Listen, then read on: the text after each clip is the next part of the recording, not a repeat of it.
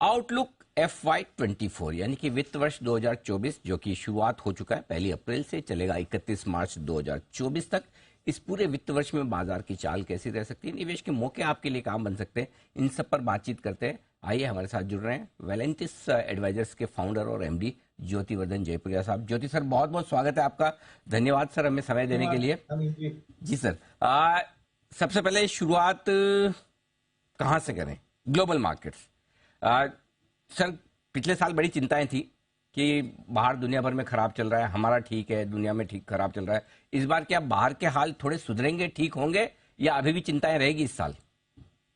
तो देखिए, पिछले 1 साल में या 1.5 साल में जो अपने देखेंगे वो पूरा इन्फ्लेशन पे था कि भाई है ना, दाम बढ़ रहे हैं, इन्फ्लेशन बढ़ रहा है तो फेड ब्याज बढ़ा रहा है।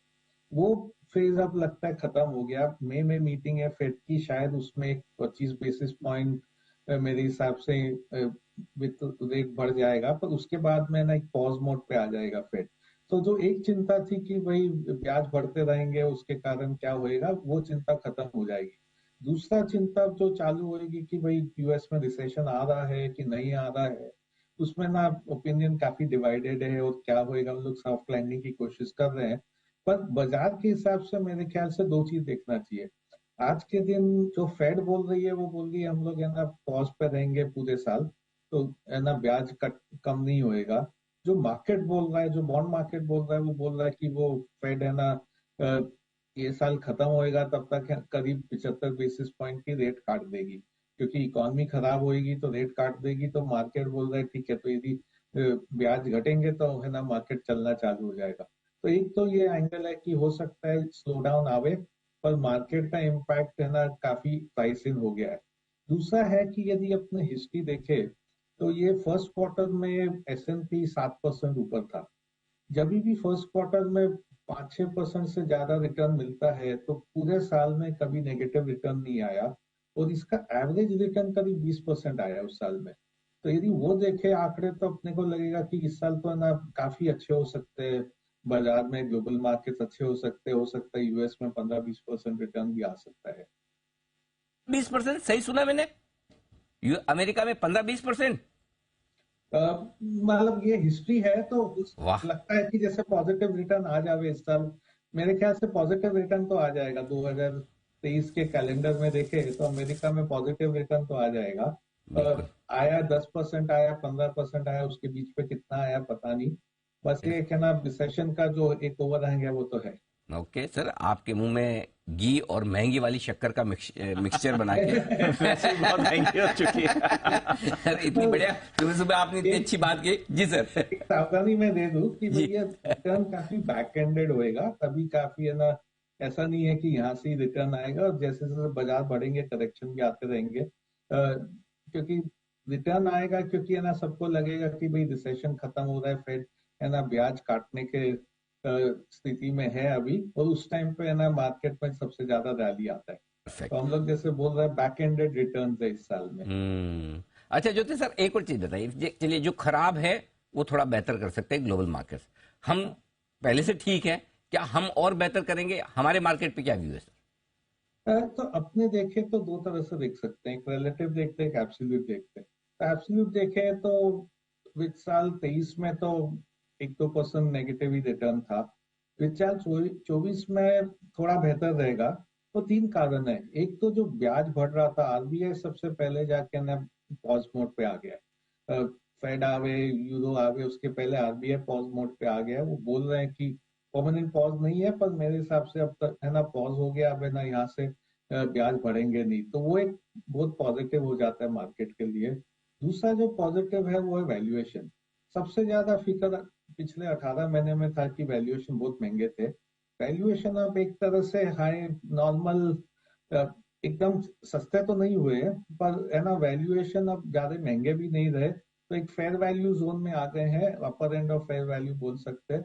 तो यहाँ से वैल्यूएशन के कारण मार्केट गिरने का उम्मीद नहीं है, थोड़ा ना वैल्यूएशन सपोर्ट ही देगा मार्केट को। तो तीसरा है अर्निंग्स और इकोनॉमी, जो है ना पूरे विश्व में डर है कि भाई इकोनॉमी धीरे हो जाएगा, स्लो डाउन आ जाएगा, तो भारत में भी थोड़ा उसका इम्पैक्ट पड़ेगा। पर फिर भी अर्निंग्स ग्रोथ 10-12% इस साल आ जाएगा। तो 10-12% अर्निंग ग्रोथ आने के बाद और वैल्यूएशन अब थोड़े फेयर वैल्यू जोन में आने के बाद मेरे को लगता है बाजार में रिटर्न तो आ जाएगा, पॉजिटिव सिंगल डिजिट हो सकता है, 7-8% करीब रिटर्न आ सकता है इस साल। और कुछ यदि ग्लोबल मार्केट साथ दिए तो डबल डिजिट रिटर्न पे भी आ सकते हैं। ओके, परफेक्ट है।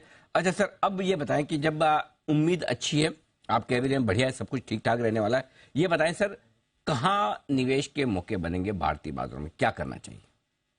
तो हम लोग लास्ट एक साल से बोल रहे हैं कि भाई जो डोमेस्टिक है भारत की, है ना, सेक्टर है, उस पर ध्यान दो, क्योंकि ग्लोब में रिसेशन यूएस में आ सकता है, नहीं भी आ सकता है। अभी भी उसी दिशा में है हम लोग। हालांकि, है ना, सॉफ्टवेयर काफी अंडर परफॉर्म कर गया है, पर फिर भी, है ना, हम लोग का है कि भाई जो भारत के सेक्टर है उसी पे ध्यान दो। तो जैसे बैंक्स है, कैपिटल गुड है और सीमेंट है। तो ये तीन सेक्टर है जो डोमेस्टिक ओरिएंटेड है, उस पर हम लोग ध्यान दे रहे हैं ज्यादा। एक सीमेंट काफी अच्छा लग रहा है, क्योंकि इसमें ना पिछले एक साल में स्टॉक्स काफी नीचे आ चुके हैं। और इसका ना एक जो बेनिफिट हो रहा है कि सब कमोडिटी प्राइसेस एक साल में गिर चुके हैं। तो सीमेंट का जो इनपुट कॉस्ट है वो नीचे आ जाएगा, करीब 150 से 200 रुपया पर टन कॉस्ट सेविंग हो रहा है सीमेंट में। तो यदि सीमेंट का भाव नहीं भी बढ़ता है, यदि, है ना, सीमेंट का भाव फ्लैट भी रहता है, तो भी एबिटा पर टन 150-200 रुपया बढ़ सकता है, क्योंकि उनकी कॉस्ट में कमी आ गई है। और ये बहुत अच्छा रहेगा, क्योंकि स्टॉक्स अंडर परफॉर्म कर चुके हैं, अर्निंग्स में, है ना, कॉस्ट लेड एटलीस्ट ग्रोथ आएगी। और यदि सीमेंट के प्राइसेस बढ़ गए तो और ही अच्छा हो जाएगा। तो सीमेंट एक सेक्टर है जो, है ना, काफी अच्छा लग रहा है इस साल के लिए। तो बैंक, सीमेंट, कैपिटल गुड्स, ये तीन सेक्टर है पसंद ज्योति सर को। ज्योति सर, एक सवाल और इक्विटी वर्सेस डेट पर भी है आपसे। अब ब्याज दरें चूंकि बढ़ना रुकी है, राइट, आरबीआई ने पोज दे लिया, अब काफी लोग ये बोल रहे हैं कि भाई पीक लेवल पर इंटरेस्ट है, तो फिर क्या इक्विटी में रिस्क लेने के बजाय फिक्स इनकम में, डेट में कहीं पैसा लगाना ठीक है, या इक्विटी में ही ज्यादा बनेगा? तो देखिए, अगले 2-3 साल में इक्विटी में ही ज्यादा बनेगा। तो अपने लास्ट 18 महीना में देखे तो डेट में भी पैसा नहीं बना, इक्विटी में भी पैसा नहीं बना, पैसा सिर्फ सोने में बना था।